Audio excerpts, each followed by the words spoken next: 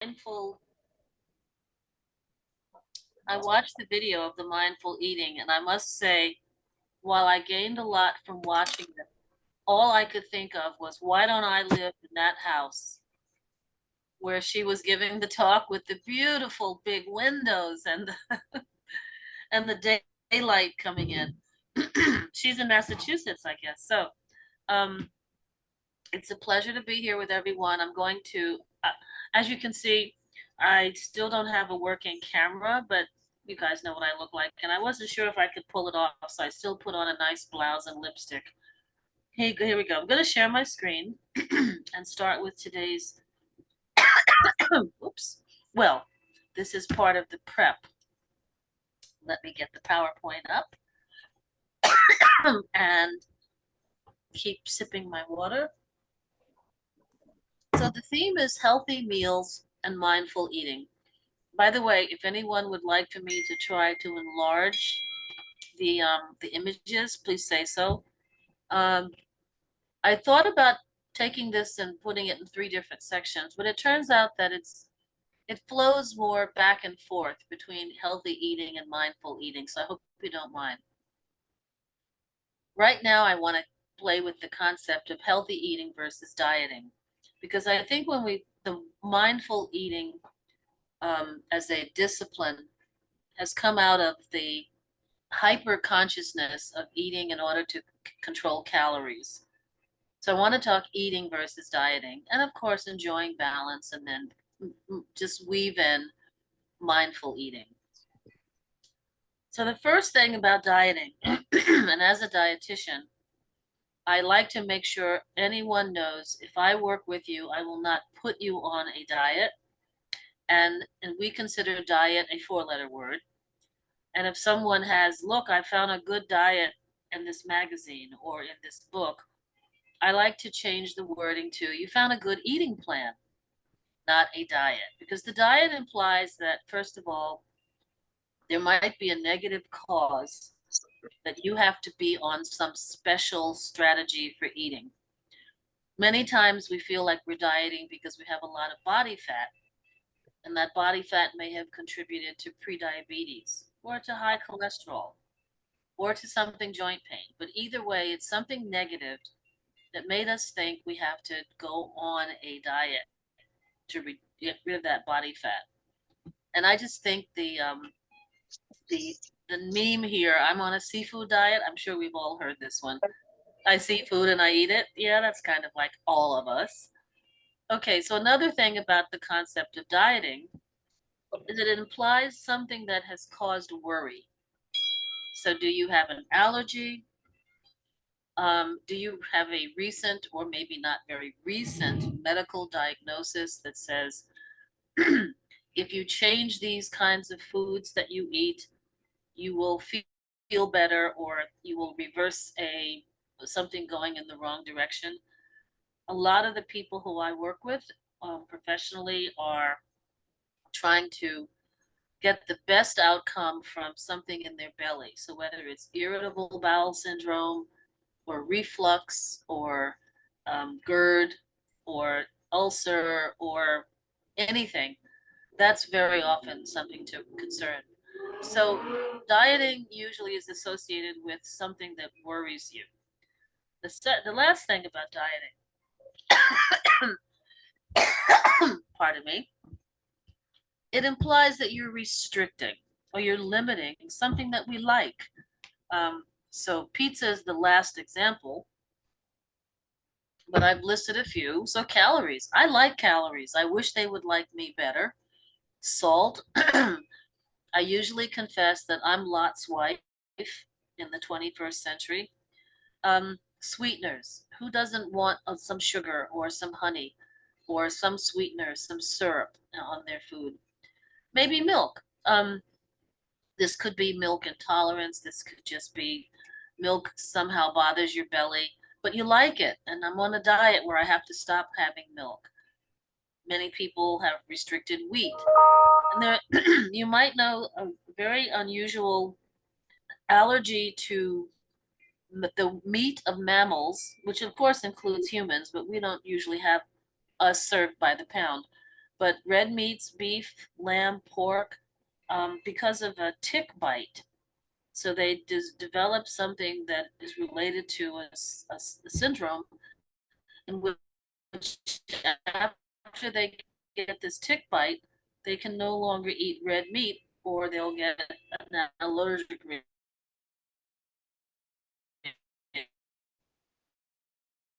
And a lot of people are really unhappy.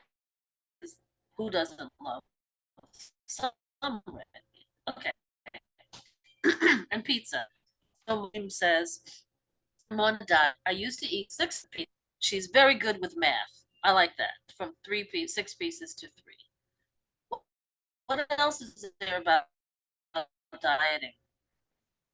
Also supposed to start eating or increase something, include something that we really don't like. So I can't tell you how many times someone said, if my cholesterol is high or I'm at risk for heart disease, I'm supposed to eat more fish. And I think fish is disgusting. Lots of us say vegetables. Do I have to eat more vegetables or salads? Interestingly, there are a lot of people, I think I count myself in that group, who don't like salads because they're cold. And then the whole idea of low fat makes some people feel that food is just tasting too dry. And this meme I'm tickled by. The pro tip is if you stir coconut oil into your kale, it makes it easier to scrape it into the trash. I think that's hilarious. So more on the people who say, why am I having to eat salad just because I found out I have some condition? And I found this meme on Facebook. I saw it always amused me that when you're looking at ads in magazines or ads online for salad dressings, that first of all, it's always young women eating them, and secondly, they all are hysterical. Okay, now we know why they're laughing at with their salads, making jokes. Okay, so I'm quoting someone here from this particular website. The weight loss dieting is limiting, but healthy eating is freeing. It's restrictive and outcome based, whereas intuitive, mindful, and truly healthful eating is making choices about food because they nourish the mind, the body, and the spirit, and hopefully that make your mouth happy also. I really am very much about making your mouth happy. So I want to take a little bit of a side trip just before we talk more about food and acknowledge that we're eating for a number of reasons. Hunger is one, and hunger is physical, but we're also eating in response to brain chemicals. So the four brain chemicals that really drive us from day to day are endorphins, the painkillers, dopamine, which is called the reward chemical. It makes you feel good when you get something done. Oxytocin, the love chemical, and serotonin. So of the four, I believe oxytocin is the only one that is not related to eating. But as you can see with endorphins, you can increase endorphins with exercise and watching a funny movie, but also eating dark chocolate. So if someone says, I'll go out in a storm where the snow is up to my waist in order to get chocolate, I believe them. And very likely there are, if there was a simple way to measure, they're experiencing a need for more endorphins. Okay, dopamine, the reward chemical. Now, this list is very tidy and neat, but you also get dopamine from um, sex, you get dopamine from other drugs.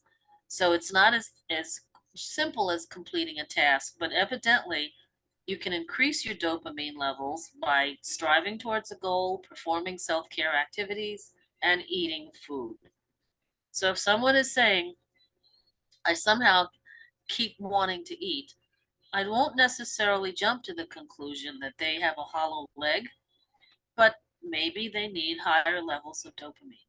And then serotonin is the one that is called the one that makes you feel mellow.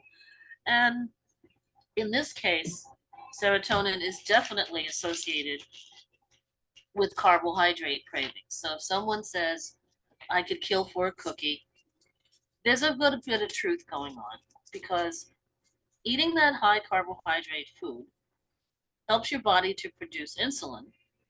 And insulin then facilitates getting the amino acid tryptophan into the brain. It crosses the blood brain barrier, and once it's in the brain, it can be converted to serotonin. So that's kind of the Mr. Rogers version of serotonin and carbohydrate and craving a cookie, but it is valid. Fortunately, you can also raise your serotonin levels with meditating, with running, walking through nature, having sun exposure, things that, are fairly easy to do from day to day. Okay, so we eat in response to hunger as well as to brain signals. And I want to start up front with what I consider a very workable and versatile strategy, a simple template that these are the healthy food choices that are going to help with controlling calories if you're trying to lose weight, controlling some of the things that might also be contributing to some of those medical conditions that you're worried about. Um, and everyone I know could eat better if they use the plate method. What I like about the plate method is that no food is discouraged. Everything fits, but it's the proportion. And if this is a way you would plan at least one meal a day, you are mindfully eating. You're eating foods which are healthy, which are supported by evidence to help with cholesterol, with calories, and all of that. But let's just say it also tastes good. I'm going to go back, I'll continue rather, and we'll come back to plate method. Now, glycemic index, I'm sure most of you have heard of it. I think I've talked about it a few times. I want to come back to it today because we're talking mindful eating and triggers and reasons why we feel like we keep eating or experience hunger at an, sort of unrealistically frequent way. So glycemic index seems to drive hunger signals. There's research where boys in a boarding school were given a high glycemic index breakfast versus a low glycemic index breakfast. And the ones eating the high glycemic index breakfast ate about 700 more calories during the day than the ones who ate the low glycemic index breakfast. So it's really about kind of food that can drive hunger. And how does it do it? Probably also through carbohydrate and insulin response, and then the changes in blood sugar. So I'm going to talk to you a little bit now about glycemic index. Giving you the upfront, there are different numbers all the way up from 100 to 0. And the best number would be anything under 55.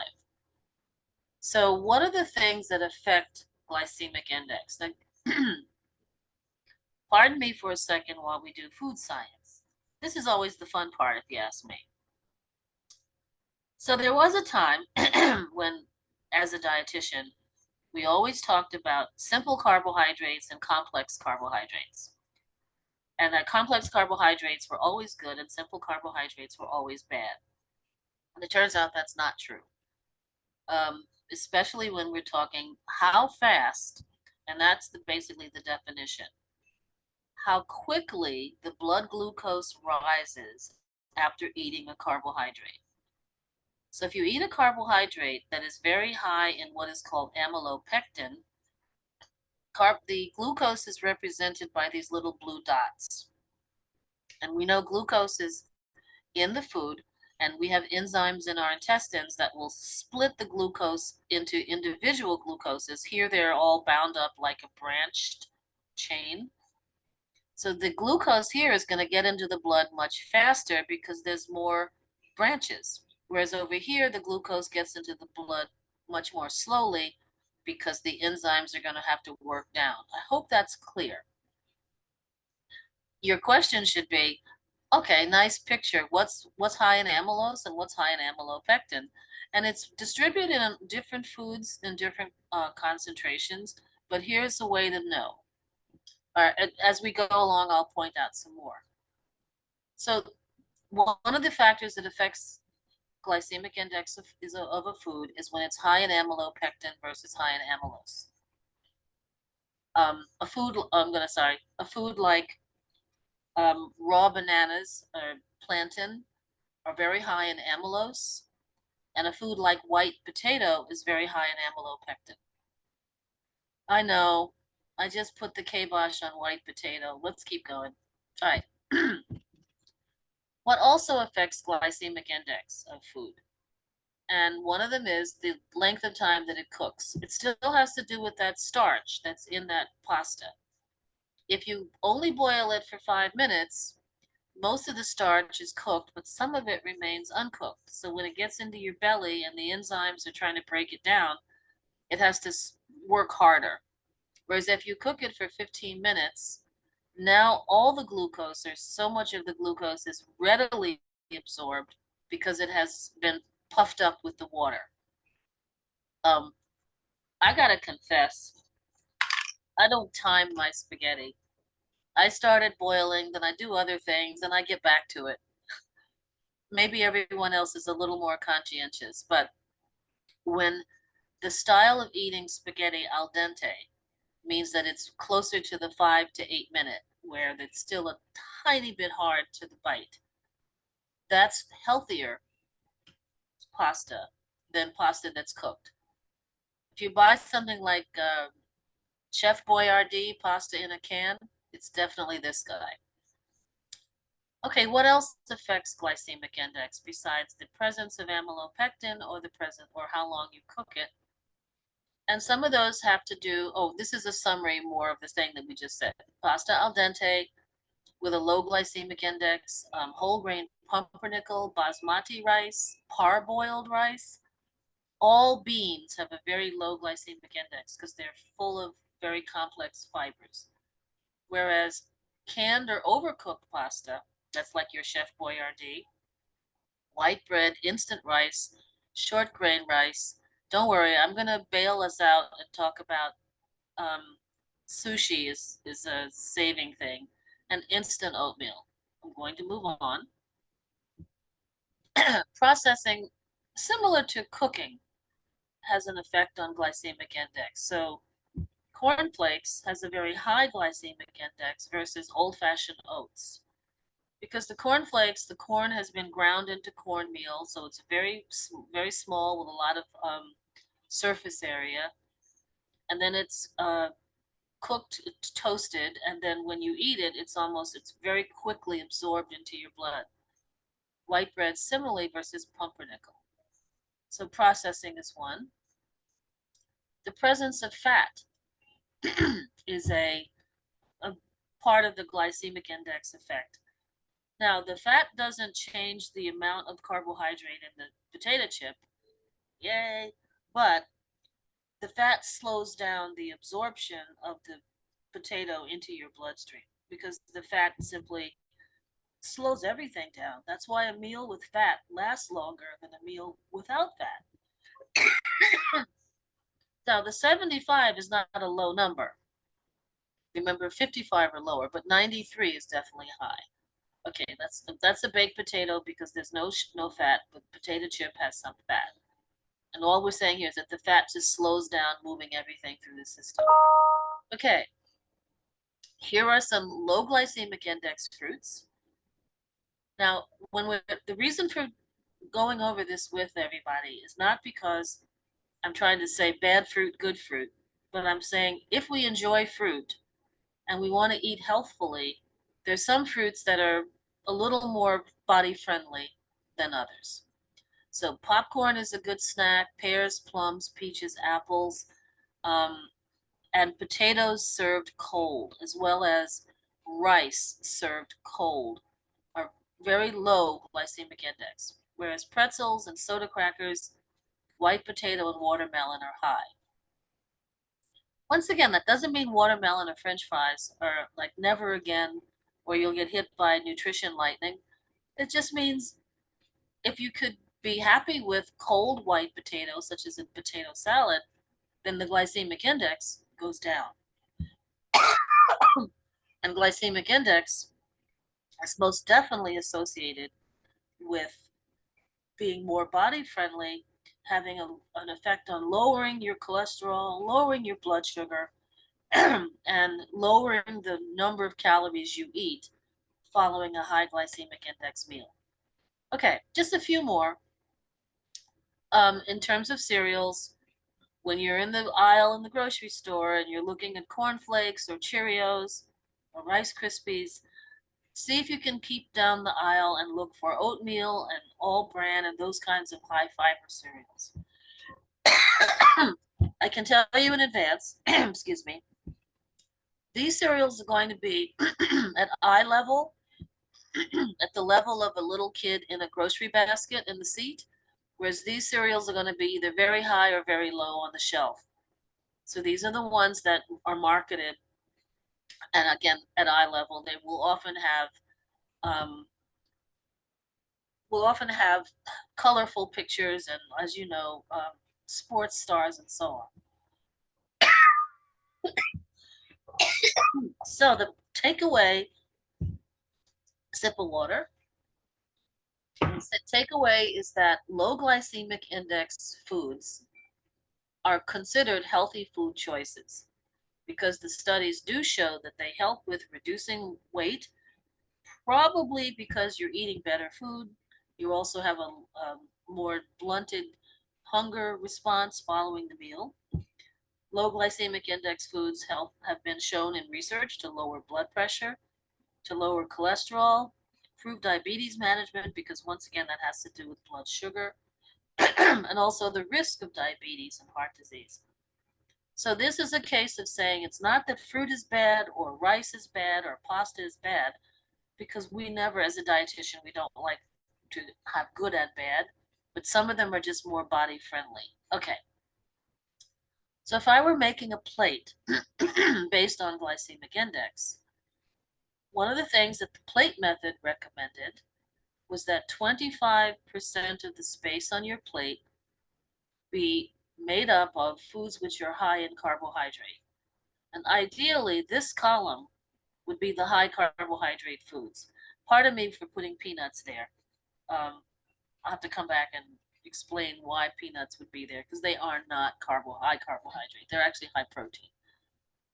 The less frequent foods to put on the 25% of your plate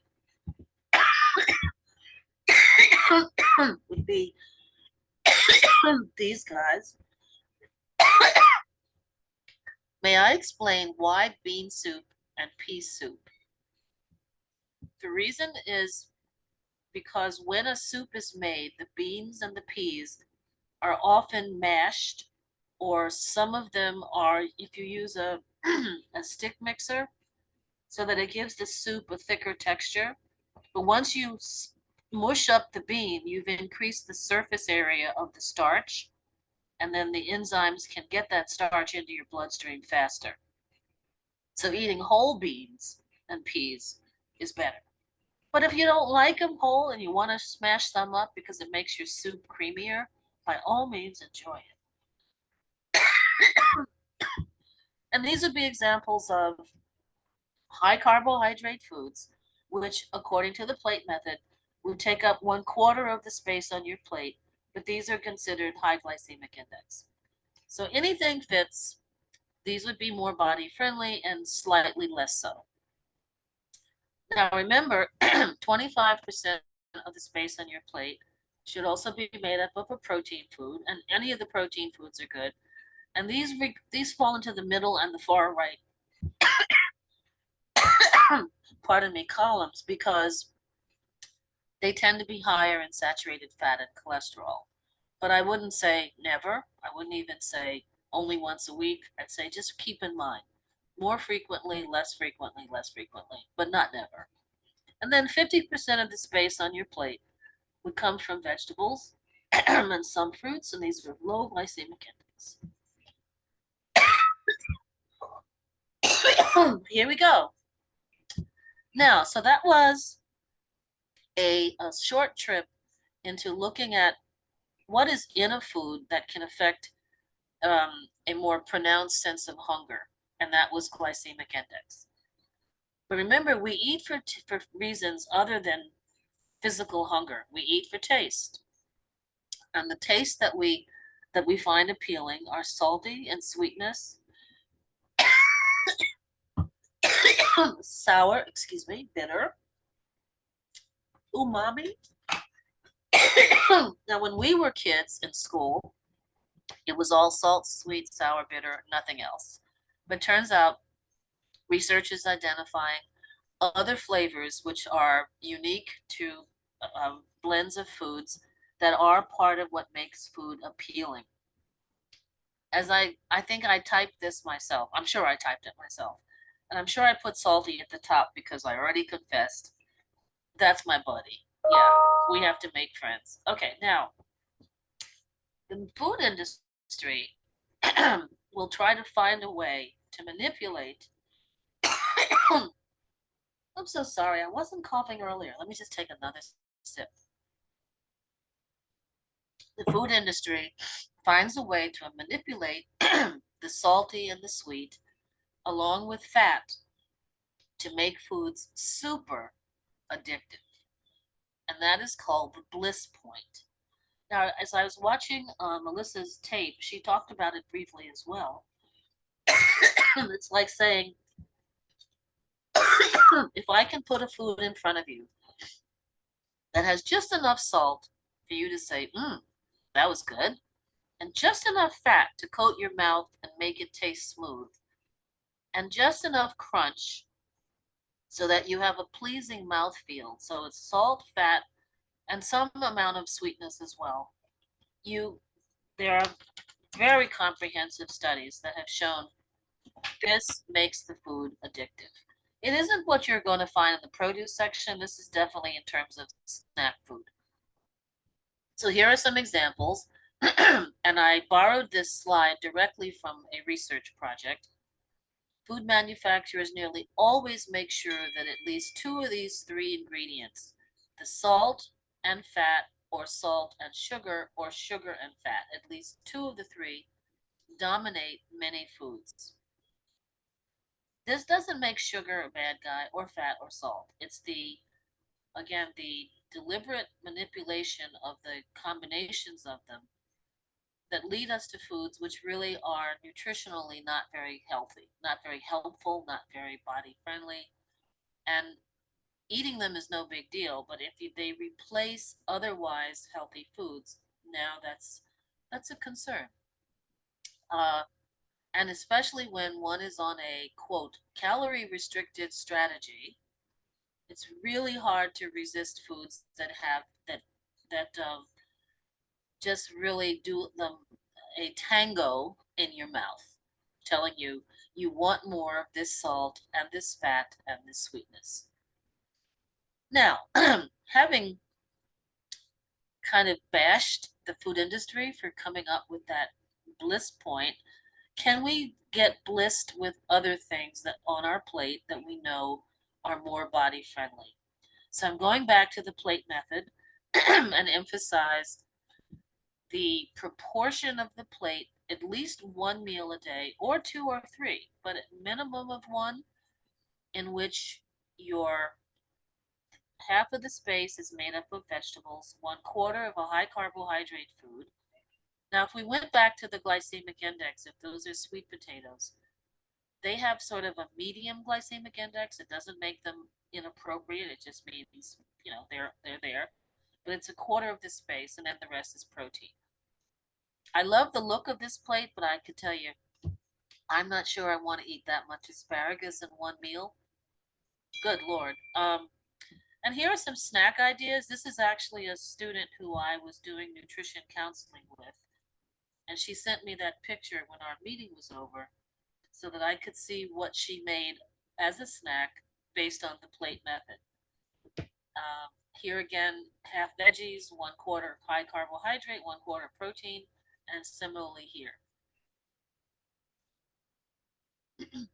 Now, talking balanced diet, you should ask who says it's balanced. You know, who stuck their neck out and said this is the right way to eat. So the dietary guidelines for Americans is put together by a consortium of academic and researchers and dietitians and other medical people, as well as food industry. And it's a collectively looking at what the established nutritional requirements are, and then what the average, from surveys, what the average American is eating. I have a hard time picturing the average American, but the outcome is that in the space of the day, it's ideal if slightly more than a quarter of your food was coming from some combination of vegetables.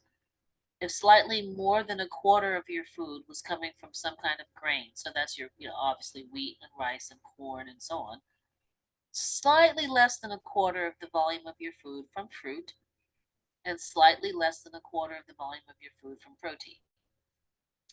I'll get to dairy in a second. So I can recall in this recommendation, and this is called the My Plate. When it first came out, a lot of nutritionists said, I know what a grain is, I know what a fruit is, or at least I can define it. I know what a vegetable is, but protein is generic. And that's in part because the protein could be any animal source or a plant source. So it could be tofu, could be cheese, could be egg, could be chicken, fish, veal, pork, lamb. So it's a little more generic, but it says it could be peanut butter. It could all fit. Now the dairy is in order to direct consumers to foods that are rich in calcium.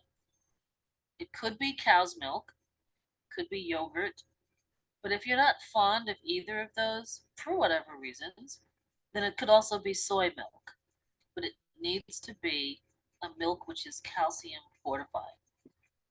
Now, these are dietary guidelines for Americans. Did we get it right? What about the rest of the world? So here is a selection of foods from other parts of Asia. This is mostly South Asia, where India, Pakistan. And I would ask myself, how do they compare to America's dietary guidelines of what we should eat? Is 1/4 or so of the plate fruit, or of the whole day? Is 1/4 or so vegetables? Is 1/4 or so starchy, and is 1/4 or so protein?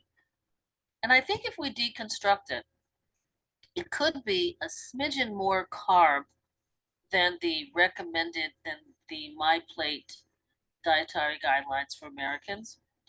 But I'd say it's going to be a lot more veggies than most Americans eat on a routine basis. Okay, here's one which unfortunately I couldn't get more clear. And this one I think is coming from Ireland. Don't quote me. But here you'll see that roughly a third of the plate says fruits and vegetables. A third of the plate says breads and cereals and so on. And then the dairy and the fat and the proteins are down here. So to tell you the truth, this is very similar to the American My Plate that I showed you in the first slide. It's a little, the wedges on the plate are a bit different. And then you'd say there's lots of other continents where people make a lot of food choices. And we're talking what is balanced and healthy. And in this case, I think we're looking at a similar breakdown where the protein is about a quarter of the whole meal.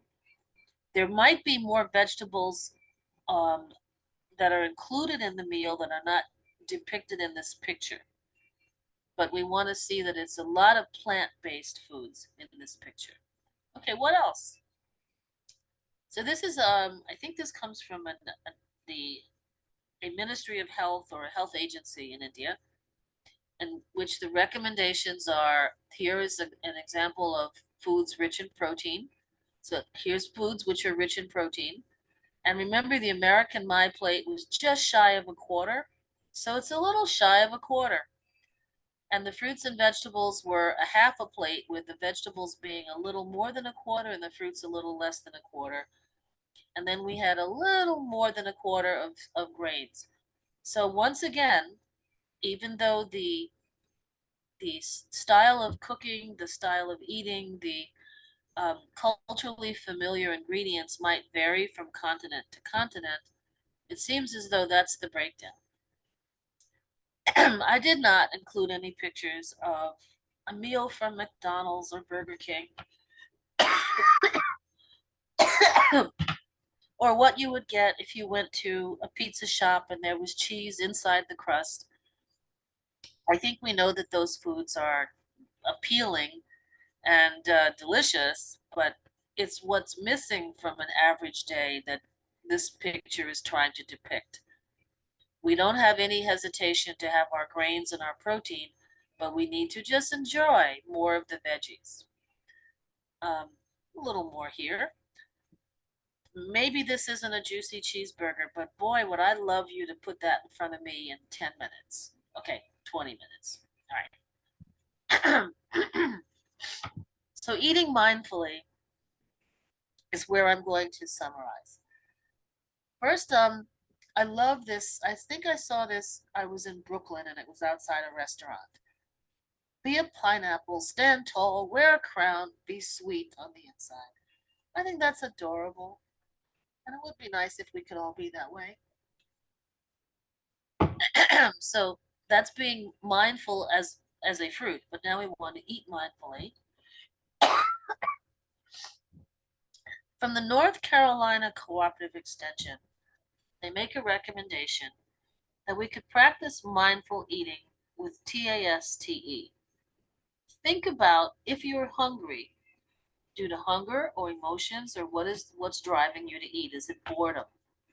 Appreciate the time and the energy and the resources that went into your meal. Eat slowly.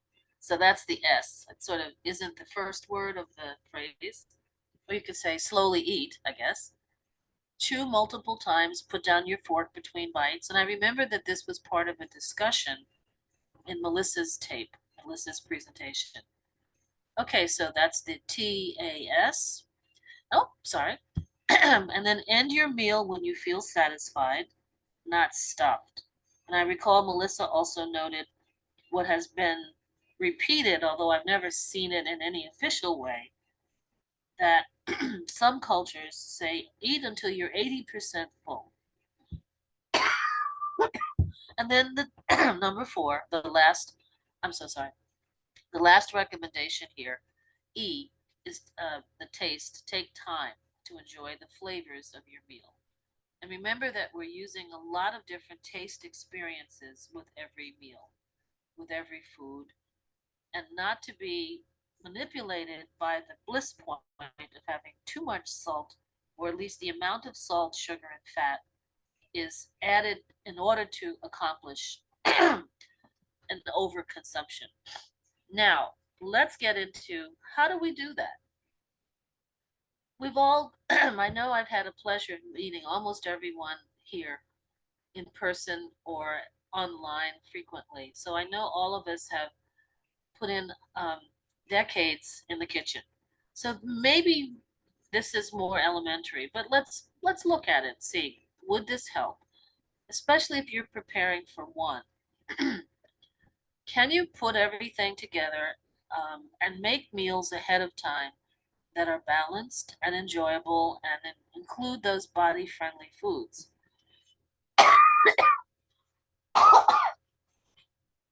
So this source, which is down here, lusciouslivingtoday.com, suggests that you're getting some string beans, some carrots. You might, these are perhaps some sliced up zucchini. You're going to boil some eggs. It says prep your protein. You're prepping of your rice or your other starch, not for more than 2 days worth of food, just for the protection from food spoilage. You can prep your veggies for a 2 day, and you can always have your fruits fresh. And when you see these combinations, remember color, remember flavor, remember texture and smell, and nothing has to be naked. by all means enjoy avocado, enjoy salad dressing, enjoy the olive oil or whatever medium you like to use to make your food the texture and the smell and the flavor that you enjoy. And remember to be careful of what is called head hunger. I'm hungry in my head, not really my belly. Um, so I have created what I think is a kind of, well, it looks like a lot of words on the page, but let me hope to break it down. A simple formula that says you start with a protein food and you add one and a second vegetable, and then you have a high carb food. Now, the high carb food doesn't have to be half the plate, it could be a modest amount. You end up with a pretty good meal.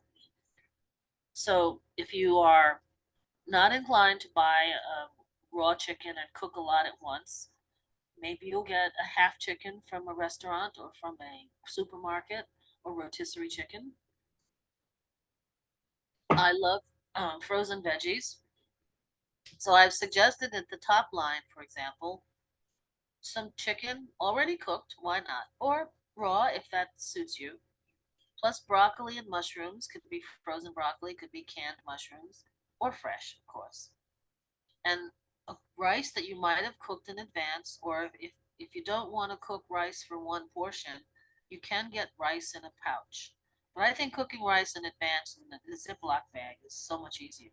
And you might then call that a stir fry. You put in some sassy and piquant sauces and sesame oil.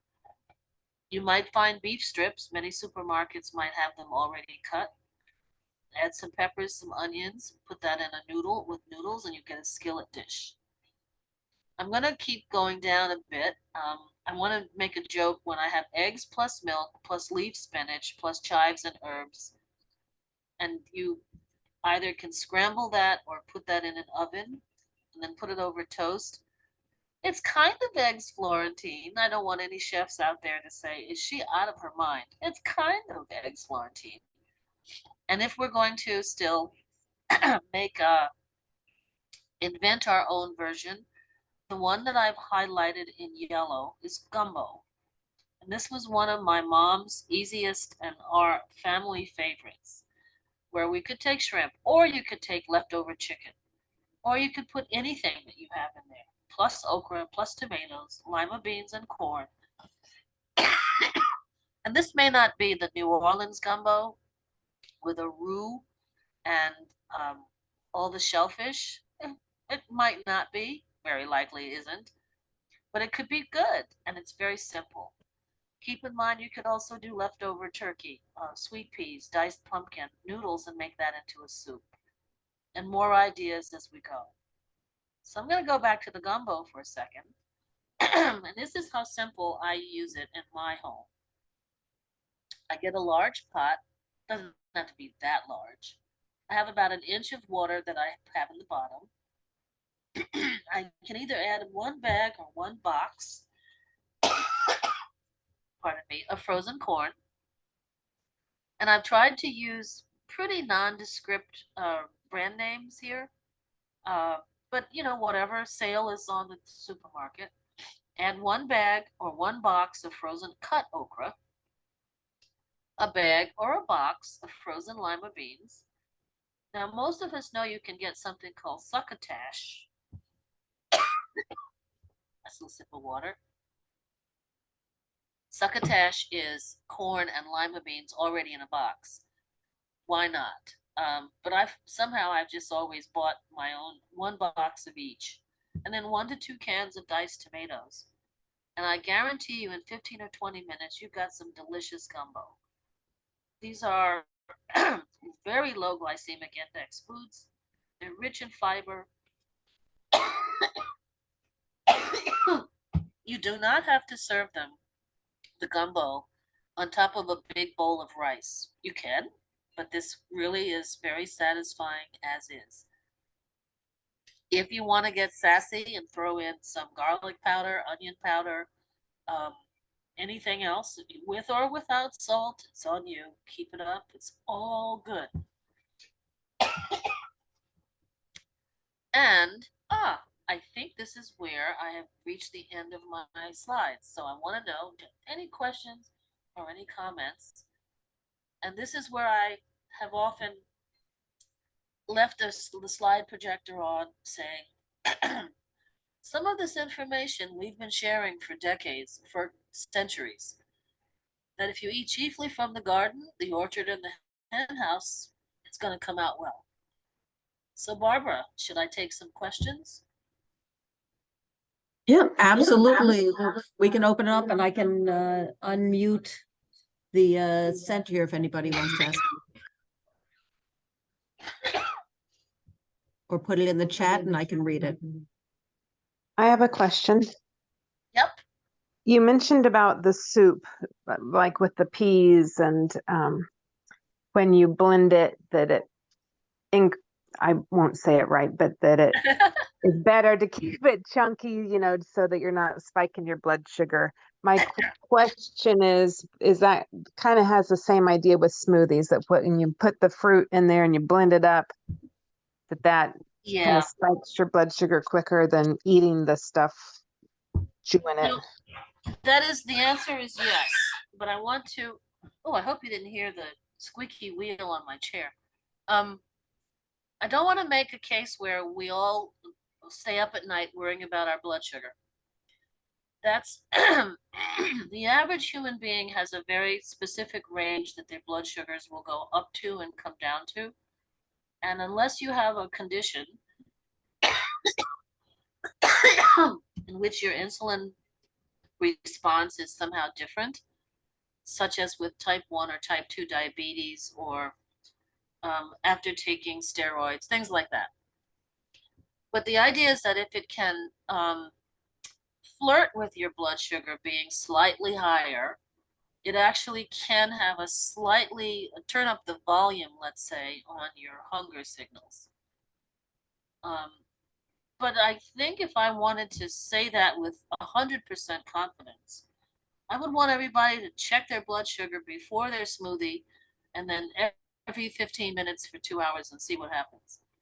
But in the case of beans, like making hummus, when it's ground, when any of the beans are ground, the ingredient, the composition of the bean is now has more surface area so that it's absorbed more quickly. And actually for some people, it may reduce the amount of gas. Maybe, may not, but it may. So the takeaway is that we don't have to micromanage every cooking technique, but be aware that some things will have a measurable difference. And if you can stack it all in your favor, it's a good plan. Thank you. I thought this was a phenomenal presentation. Loved it. Thank you. And so I apologize for coughing so much. It wasn't happening while I was typing up my PowerPoint. And thank you very much. Very much. I have a question for here. Is quick oats okay versus instant oats raise the glycemic index? I have a product called quick oats that's not instant. It requires a little bit of cooking. Thank you. It's more of the same. Pardon me. The idea is, again. Can I offer you a mint? Thank you. I have one. I wish I could show you. I have the good ones from Vicks. So the oat flake is cut into smaller and smaller pieces, so it has more and more surface area so that it cooks faster. And the faster it cooks, the higher the glycemic index, but not to the point of saying, what's the, why bother? I think you're safe enough saying, which oatmeal do you enjoy? Because oatmeal is still a far cry better than a donut, right? I mean, nutritionally speaking, maybe not taste-wise. And one of the a popular way of doing oats that a lot of people are telling me about is overnight oats. So if quick oats are preferred because you can have them in 5 minutes, overnight oats should be easy because you pour milk on your oatmeal maybe throw in a raisin or two, maybe some cinnamon, pop it in the refrigerator, covered so it doesn't dry out. And tomorrow morning, you've got oatmeal ready to eat as soon as you pull it out. You can warm it or you can eat it cold. Has anyone here tried overnight oats? Yes. I think I have to confess, I make a joke. I said oats are for livestock. Okay, I'm a human, and yet I do eat oatmeal because I kind of like it and it's healthy. So overnight oats to me would be one of the most body friendly ways to do it. And what kind of oat would that be? Rolled oats or? Yeah, your old fashioned oat. Let me see if I can get a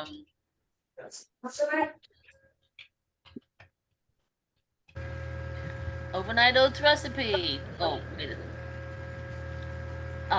Yeah, this is about as complicated as it gets. Oops, sorry. Um, where you're putting the old-fashioned oats into a, can you see this? I'm not going to click on it because it's the New York Times. New York Times gets very funky if you use more than 3 articles a month or something. This one looks pretty fun. So yeah, and so if it's a matter of economy of time, I think this one becomes a good, let's see. Um, if I copy that and pop it into the PowerPoint, maybe I can make it extra big. Let's see what happens. So any other questions about oats? That didn't get that big, did it? It's a start. It's a when you're seeing the any Barbara, do we have any more questions? No, do we have any more questions over here? No, we're good over here. Thank you. I don't know if anybody online. Did I put everybody to sleep? What happened? No, it was great. Thank you for going out of your way and suffering with your cough to share Oh. with us. You always do such a nice job. So Thank you. thorough. Thank you. And I'm gonna make sure the next time I do a presentation live or on Zoom, getting this cough down, get it away. It's like you take 14 different medicines to make it go away, right? And it's like, But clearly you can't help it. And I'm just grateful for you continuing despite. and I appreciate that. Thank you very much for telling me. Thank you, Maudene. Thank And you. thank you, My pleasure. Mark. We appreciate it. My pleasure. Excellent presentation always. Thank you, everyone. Have a good weekend. You too. Take care, Maudene. We'll be in touch. Okay, Bye-bye. bye-bye. Okay, And then if anybody would So- like to join me out in the garden, I'm gonna be heading out there momentarily. All right, that's a nice point. Robert, I bought some, big planted. From that there, yeah. Okay.